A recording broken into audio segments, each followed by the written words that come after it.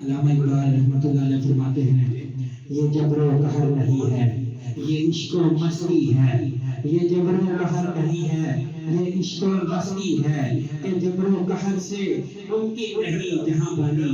یعنی علامہ اقبال رحمۃ اللہ علیہ فرماتے ہیں کہ یہ محبت ہی تو ہے جو آپ، یہ عشق ہی تو ہے جو آپ یہاں پہ تشریف لائے ہیں۔ اس لیے میں تمام جتنے بہار میں احباب بیٹھے ہیں سب کے لیے تالیاں ہونی چاہیے۔ آپ سب کے آنے کا بے حد شکریہ، بہت مشکور ہیں چیئرمین پاکستان تحریک شادباد ڈاکٹر محمد حنیف مغل صاحب، آپ تمام احباب کے آنے کا بے حد شکریہ ادا کرتے ہیں اور بہت خوش ہوئے ہیں آپ تمام احباب کو دیکھ کے۔ اب میں دعوت خطاب دیتا ہوں جناب زاہد عامر چغتائی صاحب کو، وہ آئیں اور اپنے خیالات اظہار کریں، آپ کی تالیاں بھی چاہیے۔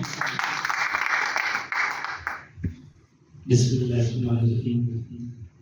ان اللہ لا یغیر ما بقوم حتی لا یغیر ما بانفسہم۔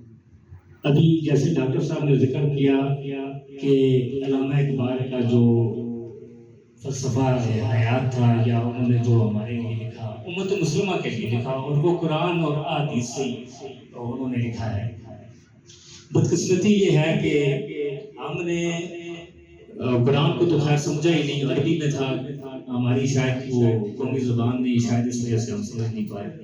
لیکن علامہ اقبال کے شعر اکثر ہم پڑھتے رہتے ہیں، اپنے بچوں کو بھی پڑھاتے رہتے ہیں، لیکن افسوس یہ ہے کہ وہ تو ہماری قومی زبان کے اندر ہیں اور ان کے اوپر بھی ہم نے کبھی غور و فکر نہیں کیا۔ تو اللہ نے قرآن میں واضح طور پر فرمایا ہے کہ ہم نے انسان کو، یہ کائنات کو جو ہے انسان کو جو ہے غور و فکر کے لیے پیدا کیا ہے۔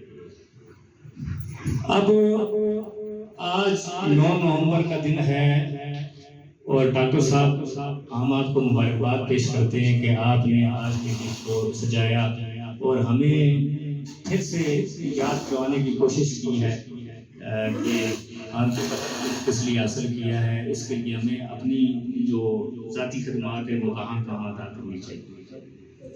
تو جناب والا صاحب، سے پہلے تو یہ پارٹی جو ہے ڈاکٹر صاحب کی تحریک شادباد، یہ حقیقی معنوں میں بدلنا چاہتی ہے اس نظام کو جس کے اندر ہم 75 سالوں سے پس رہے ہیں، اور انتہائی افسوس سے کہنا پڑتا ہے، جس میں میں خود مثال فرست ہوں کہ ہر سال ایک چیز کرتا ہے، اس میں ہم آتے ہیں اور پھر 11 مہینے جو ہے وہ ہم ڈاکٹر صاحب کو بھول جاتے ہیں۔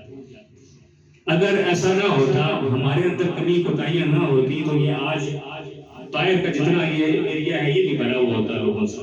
ہم نے صرف اپنی دعوت کو یس کر کے ان کو کہہ کے ٹھیک کام آئیں گے۔ ہم نے کبھی یہ سوچا ہے کہ اپنے 10 بھائیوں کو لے کے جائیں تاکہ وہ بھی اس سے استفادہ حاصل کر سکیں۔ ہر شخص نے موت کا ذائقہ چکھنا ہے۔ ہمیں آگے جا کے اللہ کو یہ جواب دینا ہے کہ ہم نے اپنی زندگی اسلام کے اصولوں کے مطابق گزاری۔ کیا کوئی اچھا بندہ ہمارے پاس آیا کہ جی میں تمہارے آگے چلتا ہوں، آؤ میرا یہ مقصد ہے، میرے پیچھے چلو، یہ میرا ساتھ دو، میرے قدم سے قدم ملا کر چلو؟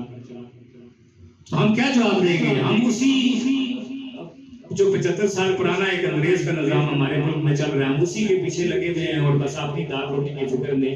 اللہ نے ہمیں اس مقصد کے لیے پیدا ہی نہیں کیا کہ جی ہم نے اپنی دال روٹی کی فکر کرنی ہے۔ اللہ تو یہ فرماتا ہے کہ بچہ بھی ماں کے پیٹ میں ہوتا ہے، میں اس کو دنیا میں پہلے بھیج دیتا ہوں۔ تو ہمیں یہ چاہیے کہ ہم اپنے وقت میں سے تھوڑا تھوڑا وقت اس بہترین انسان کو دیں تاکہ اس نظام میں حقیقی معنوں میں تبدیلی آ سکے۔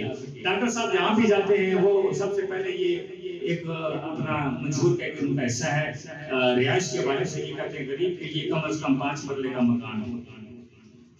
جو ہمارا گھسا پٹا نظام ہے اس کے تحت تو اگر یہی چلتا رہا تو لوگوں کے لیے ایک وقت کی روٹی مشکل ہو جائے گی، مکان کہاں سے آئے گا؟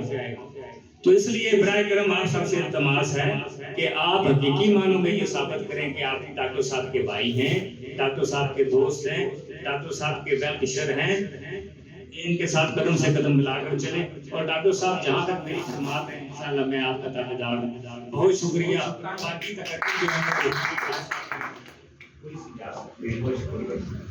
بہت شکریہ جی زاہد عامر صاحب، ماشاءاللہ بہت خوبصورت پیغام دیا۔